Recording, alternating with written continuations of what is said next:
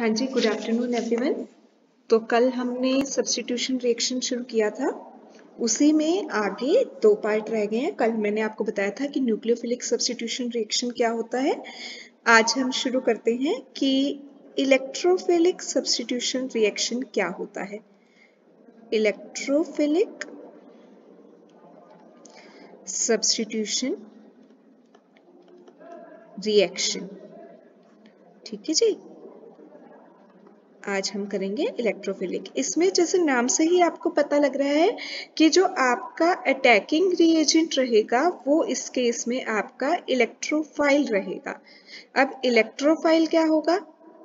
Electrophile means electron loving species. Electron loving कौन होगा? Electron पे नेगेटिव चार्ज है, उसको लव कौन करेगा? जिसके ऊपर खुद के ऊपर क्या होगा? पॉजिटिव चार्ज होगा। तो कोई भी पॉजिटिवली चार्ज स्पीशीज जो होती है वो आपकी इलेक्ट्रोफाइल होती है। तो इसमें क्या होता है, पहले मैं आपको डेफिनेशन लिखवा रही हूँ। दीज रिएक्शंस, ये वाली जो रिएक्शन होती है, these reaction mostly takes place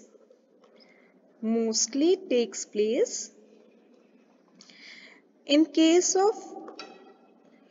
case of aromatic systems, ठीक है। एरोमेटिक कंपाउंड में होती है ये वाली reaction. Aromatic systems where high electron density, aromatic system में इलेक्ट्रॉन डेंसिटी ज्यादा रहती है। वेयर हाई वर्ड और यूज कर लेते हैं। वेयर हाई इलेक्ट्रॉन डेंसिटी क्या करेगी? अट्रैक्ट करेगी इलेक्ट्रोफाइल को। Where high electron density attracts electrophile, positively charge species को, ठीक है। इन रिएक्शंस में क्या होता है? In such reactions electrophile is attacking species. Attack कौन कर रहा है? इलेक्ट्रोफाइल कर रहा है। ये चीज मैंने अभी आपको स्टार्टिंग में बताई थी। एंड लीविंग ग्रुप जो जाएगा, जो ग्रुप लीव करेगा, एंड लीविंग ग्रुप डिपार्ट्स, वो अपना इलेक्ट्रॉन पेयर छोड़ के जाएगा। Leaving group departs without the pair of bonding electrons, वो अपने बॉन्डिंग इलेक्ट्रॉन छोड़ के जाता है। तो ये चीज जो आपने डेफिनेशन में लिखी, इसमें आपने क्या लिखा है? आप कह रहे हो कि ये रिएक्शन एरोमेटिक सिस्टम में होती है। एरोमेटिक सिस्टम में क्यों होती है? क्योंकि वहां पे इलेक्ट्रॉन डेंसिटी ज्यादा होती है जो कि इलेक्ट्रोफाइल को अटैक करता है। और इसमें जो है इलेक्ट्रोफाइल हमारा अटैकिंग स्पीशीज होता ही है। लिविंग ग्रुप जो है वो अपना इलेक्ट्रॉन पेयर छोड़ के जाता है। तो ये मैं आपको एग्जाम्पल के साथ बताती हूँ। इसमें जैसे अगर हम एग्जाम्पल करते हैं नाइट्रेशन ऑफ बेंजीन का, नाइट्रेशन ऑफ बेंजीन। बेंजीन आपका क्या है? एरोमेटिक सिस्टम है, alternate single bond double bond है। इसके पास इलेक्ट्रोफाइल आया, नाइट्रो ग्रुप, जिसमें नाइट्रो के ऊपर क्या था? पॉजिटिव चार्ज था।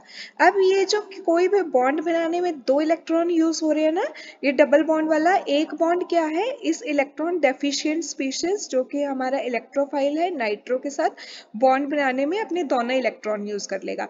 मतलब ये जो डबल बॉन्ड के दो इलेक्ट्रॉन थे, ये इस नाइट्रो ग्रुप के साथ बॉन्ड बनाने में यूज हो गए।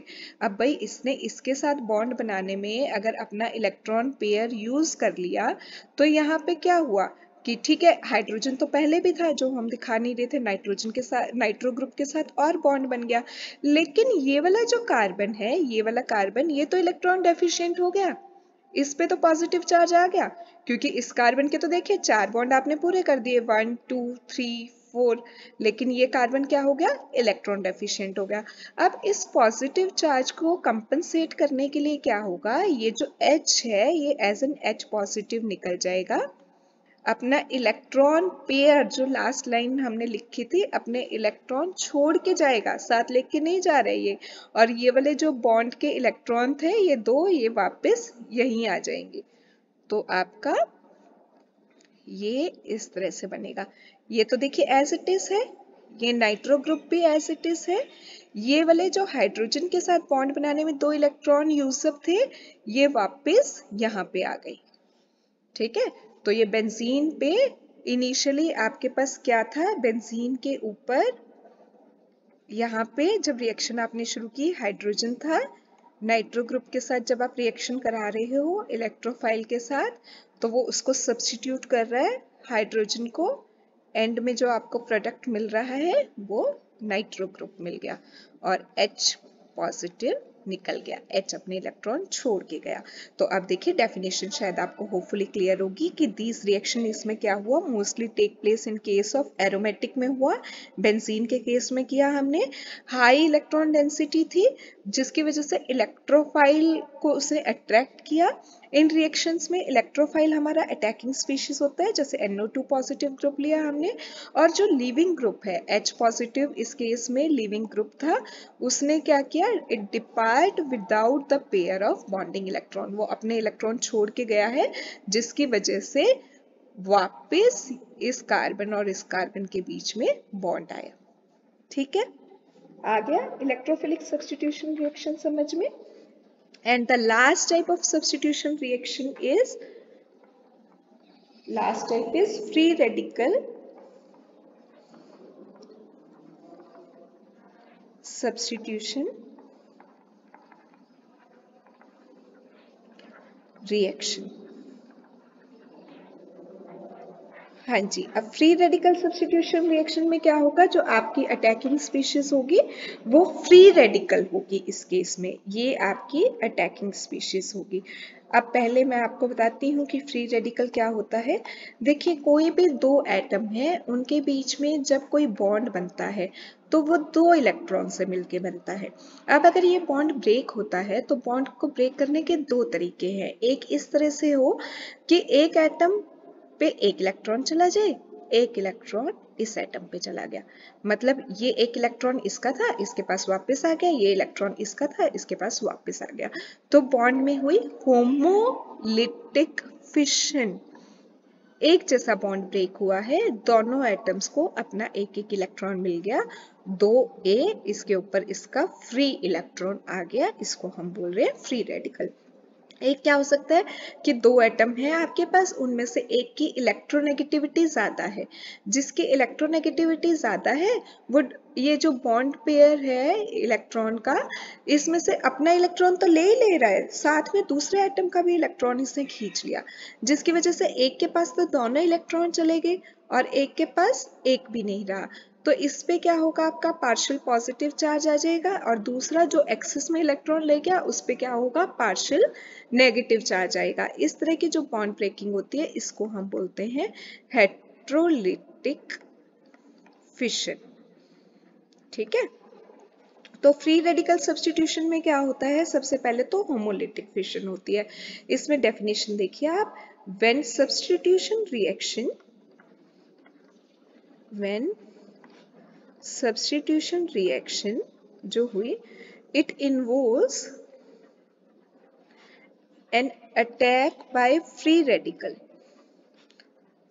अटैक कौन कर रहा है, इसमें नाम से ही आपको पता लग रहा होगा, फ्री रेडिकल अटैक कर रहा है। then the reaction is termed as free radical substitution reaction। ठीक है, ये है आपकी फ्री रेडिकल सब्स्टिट्यूशन रिएक्शन, जिसमें कि अटैक फ्री रेडिकल कर रहा है। ये किस केस में होती है, it takes place mostly in the case of alkanes और saturated compounds. these reactions are typical reactions of alkanes and saturated compounds. ठीक है जी, एल्केन्स में या सिंगल बॉन्ड वाले जो कंपाउंड्स होते हैं उसमें होता है। एग्जाम्पल से बताती हूँ आपको। एग्जाम्पल अगर हम लेते हैं, chlorination of alkene in the presence of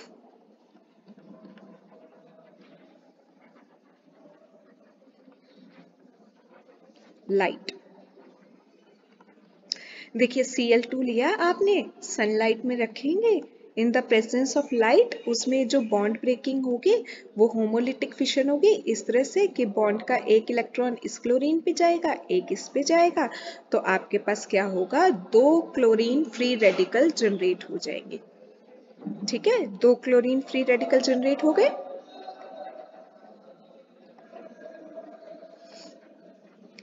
अब क्या हुआ, ये जो क्लोरीन फ्री रेडिकल हैं ये मीथेन के कांटेक्ट में आए। CH4 है ना जी आपका मीथेन। जब ये मीथेन के कांटेक्ट में आए तो इसने कार्बन और हाइड्रोजन के बीच के बॉन्ड में भी होमोलिटिक फिशन को इंड्यूस कर दिया और वो बॉन्ड इस तरह से टूट गया कि एक इलेक्ट्रॉन हाइड्रोजन पे चला गया, एक इलेक्ट्रॉन कार्बन पे चला गया। अब क्या हुआ, हाइड्रोजन के पास एक इलेक्ट्रॉन आ गया, मिथाइल ग्रुप के पास एक इलेक्ट्रॉन आ गया। ये हाइड्रोजन वाला एक इलेक्ट्रॉन और क्लोरीन वाला एक इलेक्ट्रॉन ये क्या करेगा, मिलके HCl बना लेगा।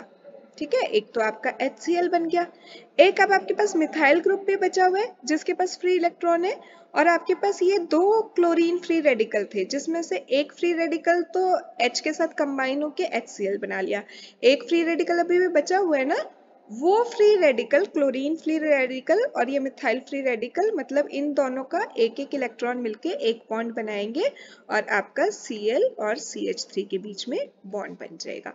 तो ये आपका मीथेन से क्या बन गया, मिथाइल क्लोराइड। तो हेलो एल्केन बन गया ना। तो ये क्या हुई आपकी free radical substitution reaction, free radical substitution reaction का एग्जाम्पल था ये।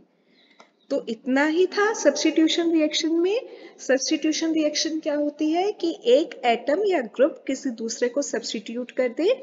3 टाइप की होती हैं, न्यूक्लियोफिलिक सब्स्टिट्यूशन रिएक्शन जो हमने कल वाले लेक्चर में किया था, इलेक्ट्रोफिलिक सब्स्टिट्यूशन रिएक्शन और फ्री रेडिकल सब्स्टिट्यूशन रिएक्शन जो हमने आज कर लिया।